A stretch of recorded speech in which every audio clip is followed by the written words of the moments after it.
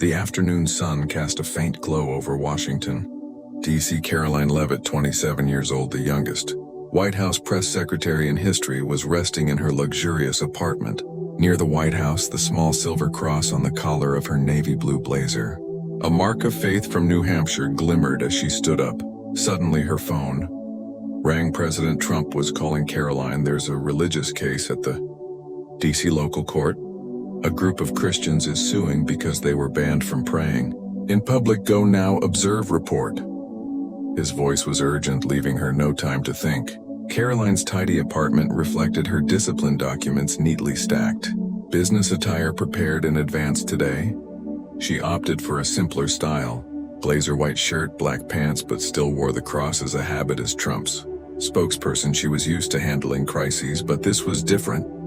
It touched her personal faith. Karoline quickly jumped into her sleek black SUV, speeding through the crowded traffic. NPR blared the news, but she turned it off, focusing on the unexpected task ahead. Before diving into the story, comment where you're watching from and don't forget to subscribe so you won't miss the latest stories. Karoline Leavitt pushed through the glass doors of the D.C. local court, stepping into a stifling, chaotic space. The crowd's murmurs rang out like an off-key symphony. Citizens awaiting minor cases, traffic violations, contract disputes mixed with the clacking of keyboards from the clerk's corner. She glanced at her watch. 2:53 p.m. Just a few minutes remained before the religious case hearing began, the one Trump wanted her to monitor closely. Karoline chose a hard wooden chair in the middle row, sat down her document bag, and opened her phone to take notes. The silver cross on her neck glimmered under the fluorescent lights, but she didn't notice the eyes around the room fixating on her. The courtroom wasn't large, but its clutter made it feel oppressive. A middle-aged man in a t-shirt printed with "I am king" sat a few seats away, fiddling with his phone. To her right, a young woman wearing an oversized necklace, shinier than a chandelier, whispered to her lawyer. Karoline frowned. Clearly, dress code rules here weren't strict. She focused on her task, documenting details of the Christian group suing the government for banning public prayer in a local park. This was an ISS Trump wanted to turn into a symbol for conservatives, and she was his eyes here. The wooden door behind the judge's bench swung open, and Judge Charles Hargrove stepped out at 62. He carried a rigid demeanor, salt and pepper hair combed back, wire-rimmed glasses slipping down his nose, and a black robe pressed flat as if just ironed. The crowd fell silent as he sat, his cold, sharp eyes scanning the room. All rise, shouted James Wilson, a tall black BFF with a stern face. Karoline stood with the other's phone still in hand, her gaze studying Hargrove. He banged his gavel on the desk, signaling the start of the session. This is a court of law, not a place to show off personality, he declared, his voice deep but cutting. It's like a knife. Hargrove began calling cases swiftly. A man fined for parking in the wrong spot, $50, no argument. A woman late on rent payments, a light warning. Karoline took notes, noticing Hargrove ran things like a machine, efficient but cold. She glanced at the man in the "I am king" t-shirt. He stood to present a neighbor dispute, and Hargrove didn't mention his flashy shirt. The woman with the oversized necklace was called up too, no word about her jewelry. Karoline frowned again. Something was off. Then Harrow's eyes landed on her. He stopped mid-sentence, his hand flipping through paper, stalling, his eyes behind wire-rimmed glasses narrowing as if just a few minutes remained before the religious case hearing began. The one Trump wanted her to monitor closely. Karoline chose a hard wooden chair in the middle row, sat down her document bag, and opened her phone to take notes. The silver cross on her neck glimmered under the fluorescent lights, but she didn't notice the eyes around the room fixating on her. The courtroom wasn't large, but its clutter made it feel oppressive. A middle-aged man in a t-shirt printed with "I am king" sat a few seats away, fiddling with his phone. To her right, a young woman wearing an oversized necklace, shinier than a chandelier, whispered to her lawyer. Karoline frowned. Clearly, dress code rules here weren't strict. She focused on her task, documenting details of the Christian group suing the government for banning public prayer in a local park. This was an ISS Trump wanted to turn into a symbol for conservatives, and she was his eyes here. The wooden door behind the judge's bench swung open, and Judge Charles Hargrove stepped out at 62. He carried a rigid demeanor, salt and pepper hair combed back, wire-rimmed glasses slipping down his nose, and a black robe pressed flat as if just ironed. The crowd fell silent as he sat, his cold, sharp eyes scanning the room. All rise, shouted James Wilson, a tall black BFF with a stern face. Karoline stood with the other's phone still in hand, her gaze studying Harov. He banged his gavel on the desk, signaling the start of the session. "This is a court of law, not a place to show off personality," he declared, his voice deep but cutting. It's like a knife. Hargrove began calling cases swiftly. A man fined for parking in the wrong spot, $50, no argument. A woman late on rent payments, a light warning. Karoline took notes, noticing Hargrove ran things like a machine, efficient but cold. She glanced at the man in the I Am King t-shirt. He stood to present a neighbor dispute, and Harov didn't mention his flashy shirt. The woman with the oversized necklace was called up too, no word about her jewelry. Karoline frowned again. Something was off. Then Harrov's eyes landed on her. He stopped mid-sentence, his hand flipping through paper, stalling, his eyes behind wire-rimmed glasses narrowing as if recognizing something. "Miss Leavitt," he said, his voice icy but with a hint of hesitation. Clearly having recognized the familiar face from White House press briefings, Karoline looked up unsurprised. Standing with natural composure, the crowd turned to look at her, murmurs rising as a few others recognized her too. That cross. Hargrove pointed at her neck, his tone rigid. "It doesn't belong here. The courtroom is a neutral place, not somewhere to display faith." Karoline glanced around. No prohibitive sign hung on the walls. She replied, her voice clear and confident. "I'm Karoline Leavitt, White House press secretary, here to observe a case for work.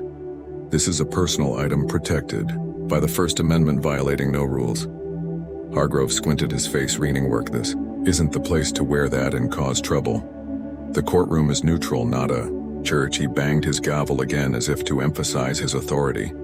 James Wilson, the bailiff, stood near the bench, tilting his head to observe Mrs. Thompson, the middle-aged court clerk with her hair in a tight bun, stopped typing, glancing at Karoline with curiosity. The man in the t-shirt and the woman with the oversized necklace whispered to each other, clearly surprised that Hargrove didn't notice them.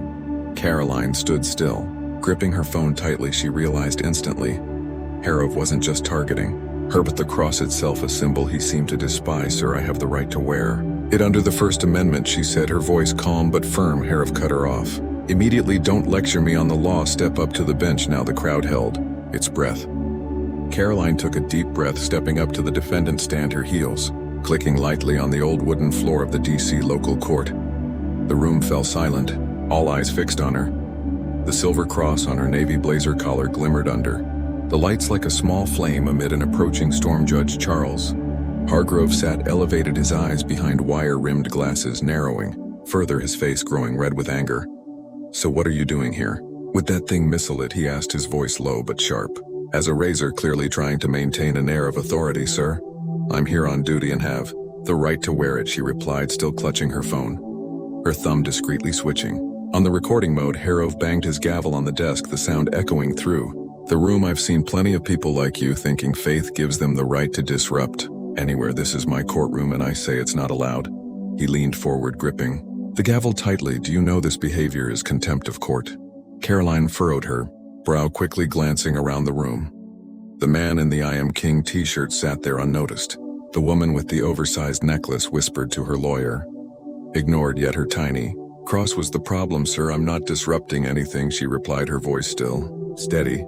"I'm here for work and my attire doesn't affect anyone. If you have a specific ban, I'd like to see the written rule." Hargrove smirked, a cold, humorless grin. "A rule? I am the rule here. You walked into my courtroom with that, disrespecting the law, and now you dare demand a document."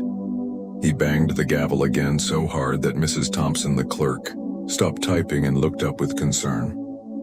The crowd began to murmur. An older man in the back row shook his head, whispering to his neighbor, "That necklace over there's bigger. Why is no one saying anything?" James Wilson, the bailiff, stood near the bench, tilting his head to observe. He'd worked here 15 years, and Hargrove's focus on Karoline felt familiar. Not the first time he'd seen this bias. Karoline took a deep breath, knowing a direct argument wouldn't sway Hargrove. She chose the long game. "Sir, if I've broken a rule, I have the right to a clear explanation," she said, her hand subtly adjusting her phone to ensure the recording didn't stop. Hargrove sneered, clearly taking her words as a challenge. "Explanation? Here's your explanation. I'm finding you $500 for contempt of court." He banged the gavel a third time, the sound ringing like a final verdict. The crowd gasped. Miss Thompson looked up, fingers pausing over the keys, her eyes Uneasy $500, a young woman whispered to her friend just for a cross. The man in the I Am King t-shirt let out a small chuckle but quickly silenced himself.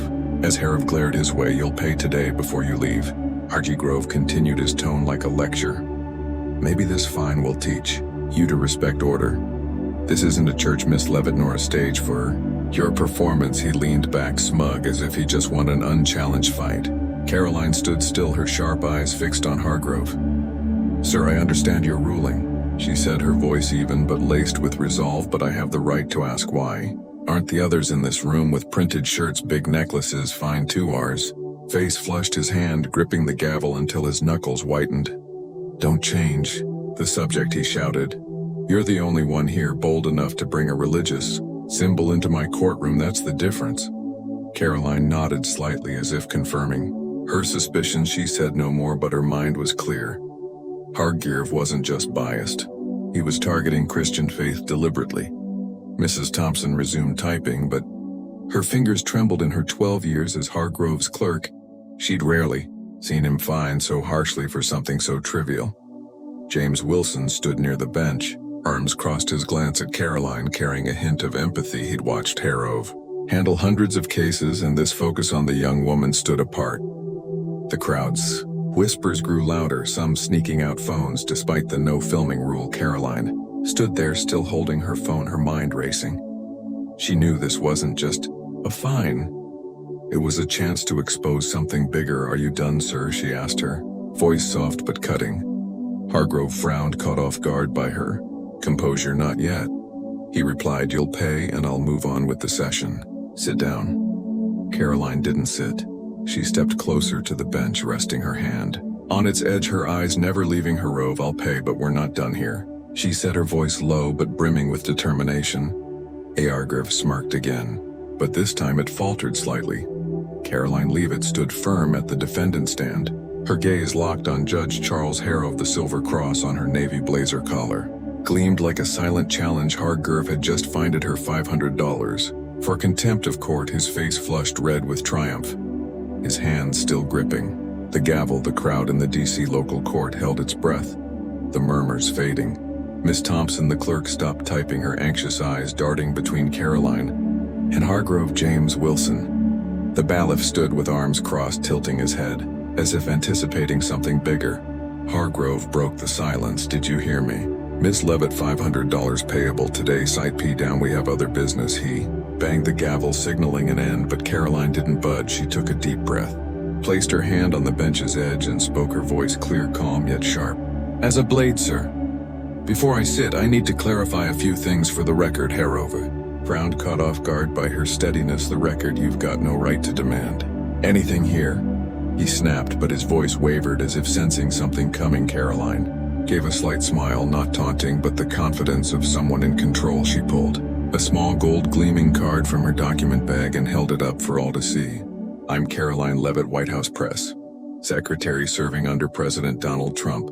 But what you don't know, Judge Hargrove, is that I don't just talk well. I know the law deeper than you might think." The crowd gasped. The man in the I Am King t-shirt gaped. The woman with the oversized necklace whispered to her lawyer. Harrow froze, his hand on the gavel stilled midair. "That doesn't change the fact that you broke my rules." "R.G. Garvey," muttered, his voice fading, but Karoline didn't let him regain his momentum. She stepped closer to the podium, her voice echoing throughout the room. "Your rules or your personal bias? I'm here on the president's orders to observe a religious case, a group of Christians suing for their right to pray in public. This cross," she pointed to her neck, "is my religious freedom protected by the First Amendment. You fined me for it, but do you know what the law says?" Arrow's face reened, trying to push back. "I don't need you teaching me the law. This is my courtroom, and I decide." Karoline cut him off, her voice firmer than ever. "You're wrong, sir. The law isn't yours alone. Let me remind you of Church of Lukumi, Babalu, 4 City of Hia, 1993. The Supreme Court ruled that banning religious symbols without just cause violates the Constitution. Do you have a just cause? Or is it just because you don't like it?" The crowd fell dead silent, a few sneaking phone photos despite the rules. Hargrove opened his mouth but found no words. Mrs. Thompson held her breath, Fingers hovering over the keys, James Wilson nodded slightly. Eyes owl light, he'd seen many cases, but never a defendant flipped the script this fast.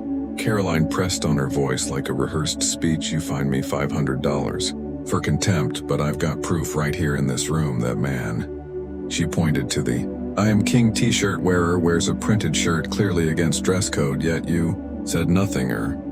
She pointed to the woman with the big necklace. She's got flashy jewelry, but you're silent. Only my cross, a Christian symbol, angered you. That's not loss, or that's bias. RG Garv trembled, his face shifting from red to pale.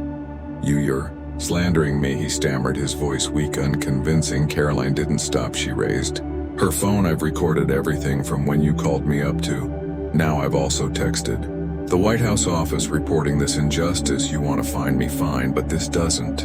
And here the crowd erupted in whispers. Someone shouted, "She's right," another clapped. Quickly hushed by James Wilson. ARG Irv panicked, grasping for control. Miss Leavitt, I can withdraw the fine, no need to escalate this. He banged the gavel feebly, his voice shaky, but Karoline shook her head, her gaze unwavering. No sir, withdrawing it because of who I am only proves you're more wrong. The issue isn't me, it's how you run this court. I demand you review the past 6 months' records, all fines tied to religious symbols, and I propose mandatory First Amendment training for court staff, including you. The courtroom exploded. The older man in the back stood clapping, yelling, "That's right." A young woman whispered, "Who is she?" "Amazing, Mrs. Thompson." Typed furiously, capturing every word, her eyes gleaming as if witnessing history. James Wilson smiled discreetly. He'd known she was special from the start. AR Giarv slumped into his chair, face ashen, hands trembling on the gavel. He looked at Karoline, truly seeing her for the first time, not as a defendant, but as a formidable foe. You think I'm just a spokesperson? Karoline said, her voice low but powerful. But I've worked with President Trump through countless lawsuits, from elections to policy. I taught myself law to defend him, and now I'm using it to defend myself and others. You just made a big mistake, Judge Hargrove. She placed her White House card on the bench, stepped back, her eyes never leaving him. RG Garv opened his mouth but said nothing. He knew he'd crossed someone not just smart but a legal genius. The crowd erupted again, scattered, applause breaking out. Mrs. Thompson typed faster than ever, as if to preserve the moment forever. James Wilson stepped closer to the bench, his eyes full of respect for Karoline. Hargrove sat there, his authority crumbling before everyone's eyes. Karoline stood still, the cross still shining, no longer just a symbol of faith, but her flag of victory.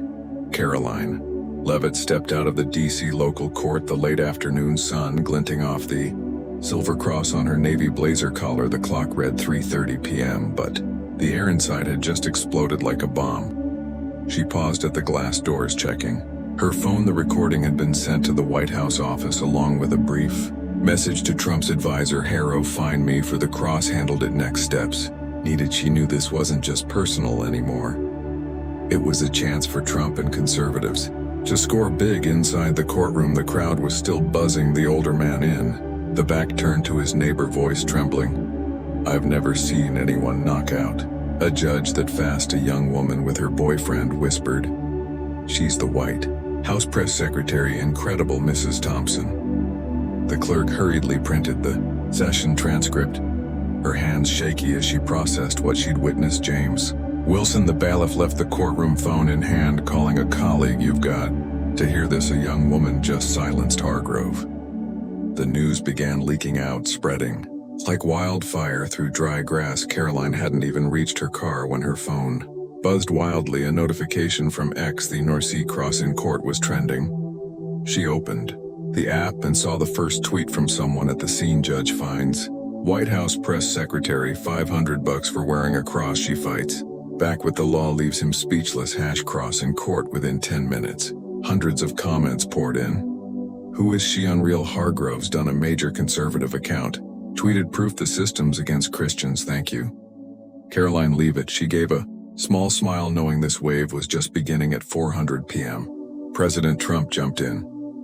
He posted from his personal account, Karoline Leavitt, my amazing spokesperson, just taught a leftist judge a lesson on religious freedom. Legal genius. We won't let them suppress Faith the tweet racked up over 50,000 retweets in 30 minutes. Conservative outlets like Fox News pounced, running headlines. White House press secretary faces off with judge over cross and wins.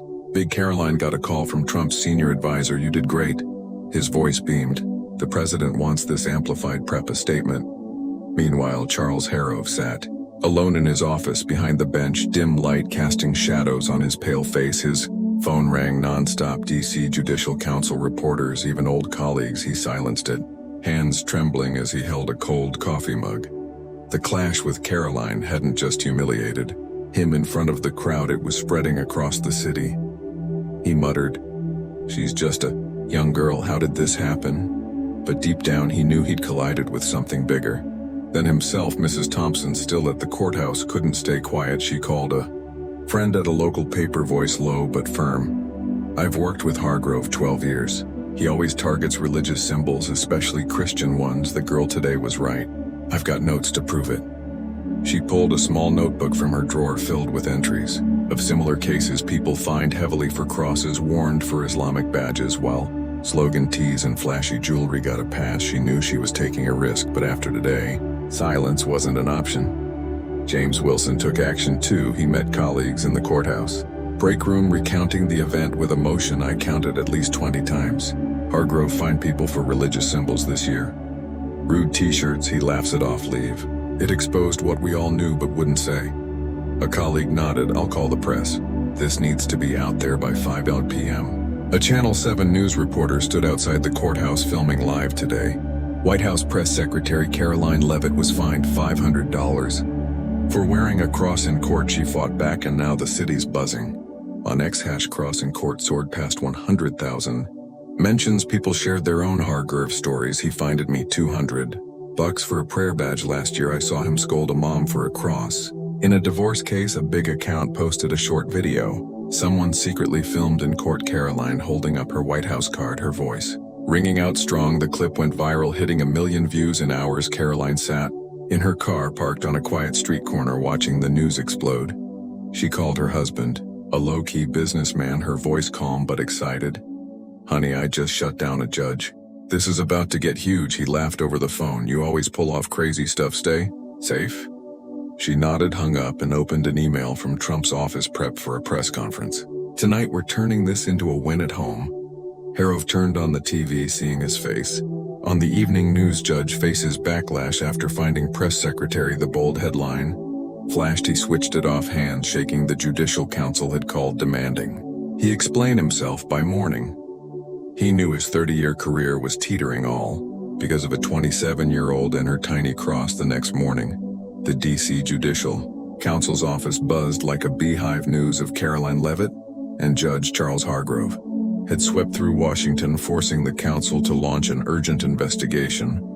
Linda Martinez, a seasoned investigator with 20 years' experience, stood before a long table spreading out dozens of case files from Hargrove's court. Her team had been working nonstop since 6 a.m. after receiving an official complaint from the White House office filed by Karoline last night. "We've got 48 hours to report," Linda told her team, her voice firm. "Find everything tied to Hargrove and religious symbols." Karoline, meanwhile, sat in her White House office prepping for tonight's press conference. At Trump's command, she reviewed the courtroom recording, sending another email to his advisor.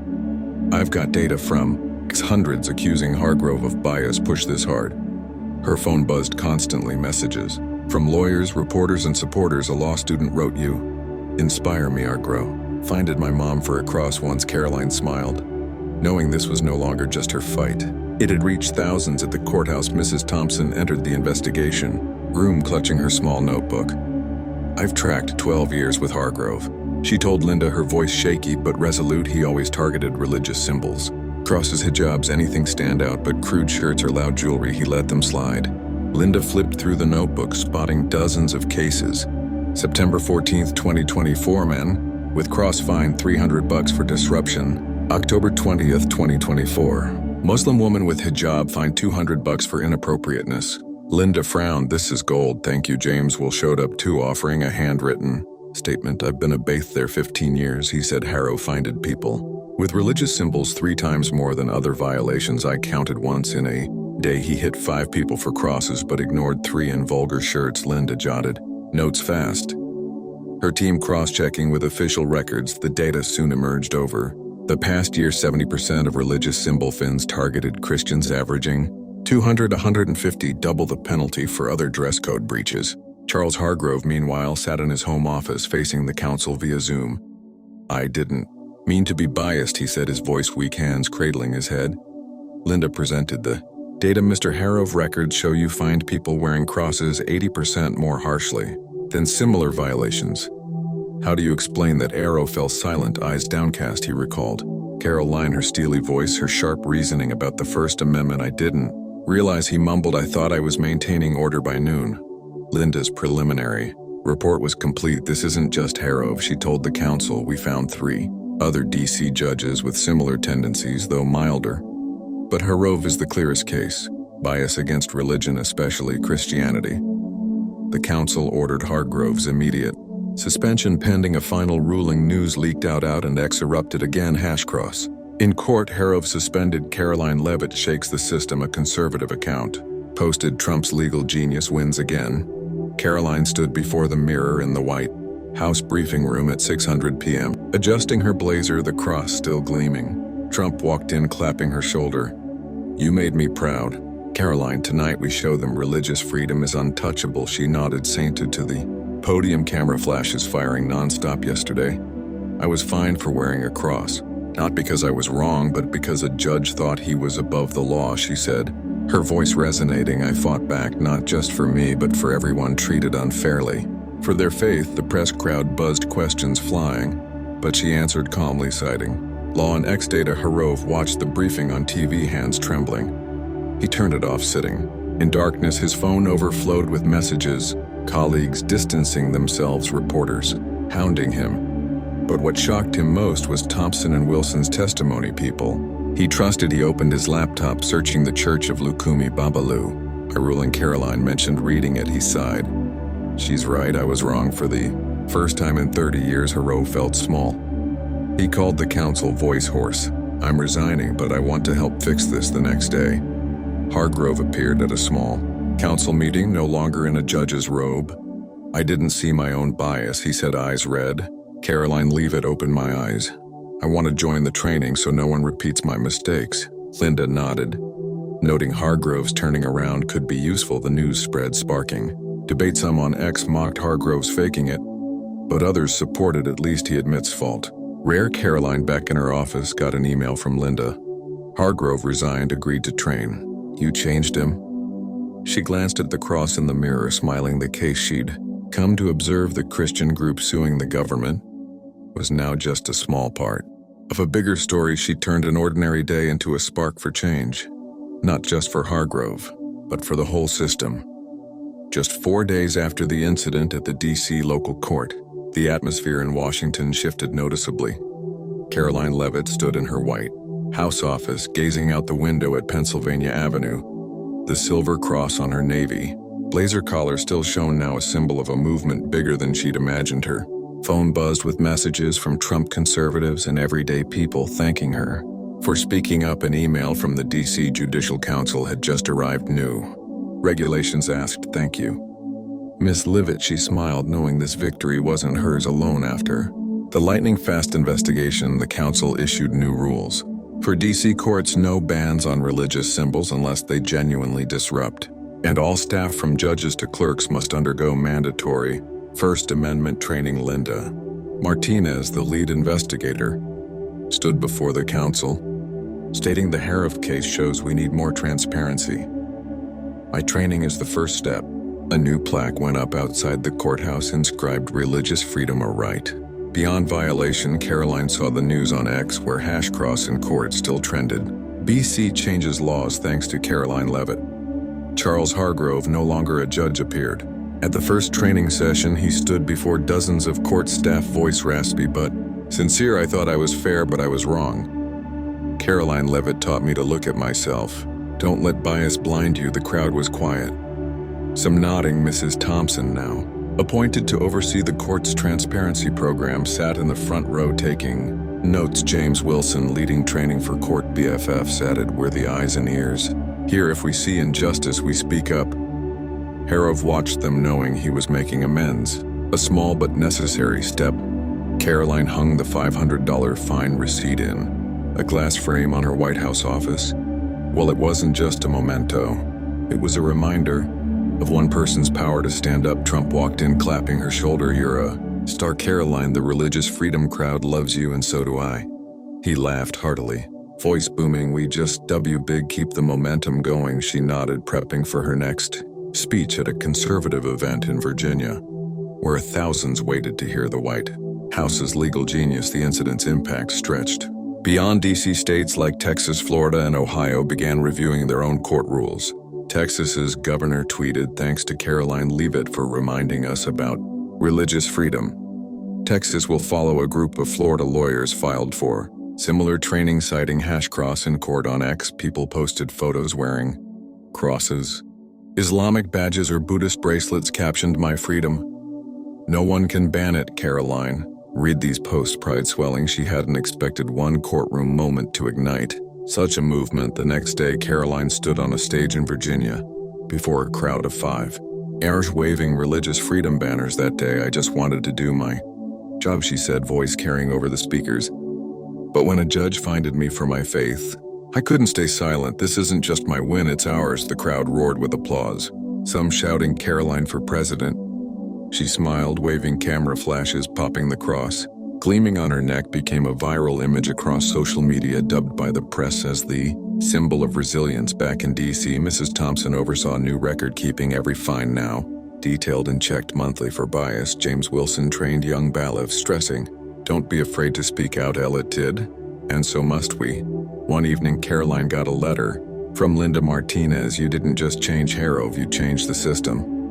"Thank you." She set it down, eyeing the framed fine receipt, reflecting on the journey from one unexpected day to this wave of reform. Trump called at 9 p.m. "Karoline, you're my gold," he said. "The opposition's panicking and we're winning. Rest up, more tomorrow." She laughed. "Thank you, Mr. President. I'm ready." Hanging up, she sat, touching the cross from a small accessory. It now lit the path she walked, not just for her, but for millions. 3 months later, Karoline Leavitt stood at the White House podium, camera flashes firing non-stop. The silver cross on her navy blazer collar gleamed now, a familiar symbol to millions. Before her were reporters, TikTokers, and religious community reps, all waiting to hear her speak on religious freedom. 3 months ago, "I just wanted to do my job," she began, voice echoing. "But when a judge fined me for my faith, I stood up, not just for me, but for all of you. Today, we've changed the system." The crowd clapped, some holding #cross in court. Signs outside the D.C. local court now had a new plaque in its lobby: "Justice honors all faiths." She received a letter from a young law student. "Miss Leavitt, I was scared to fight, but your cross case gave me courage. I'm starting a free clinic for people discriminated against for faith.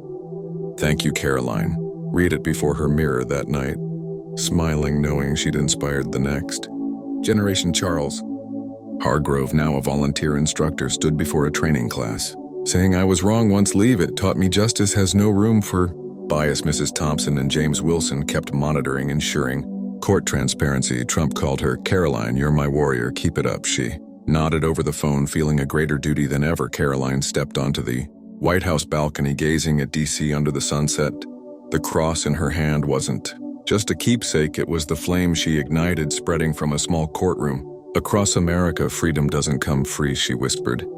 "It takes fighters." A message arrived. The Judicial Council wanted her to lead a national reform commission. She smiled, ready for the next challenge. From one unexpected day, she'd reshaped laws, inspired others, and proved one person, one belief can shake the world. The story: judge finds Karoline Leavitt for wearing a cross, only to discover she's a legal genius. Reflects real tensions in today's U.S. society, especially the clash between personal freedom and systemic power in the current climate debates over religious liberty.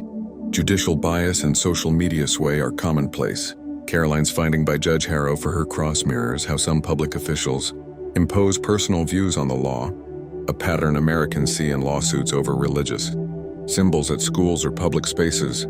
Her counterattack, grounded in the First Amendment and the Church of Lukumi Babalu, where precedent reminds us the Constitution remains a Strong shield for freedom, even against injustice, the #cross in court hashtag.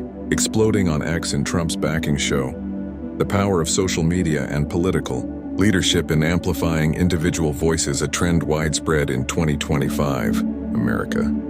The lesson isn't just to stand against wrong, it's how to use knowledge, community, and tech to drive change. Karoline didn't just argue with Hargrove, she recorded, cited law, and rallied a network from the White House to the public. This teaches us in modern America where power can be misused. You need evidence like her recording. Know your rights through legal arguments and harness public support. Hargrove shift from oppressor to reformer also shows dialogue and pressure can turn foes into allies. Be patient yet resolute, like Karoline, framing her fine receipt as a symbol, because a small act today can transform the system tomorrow.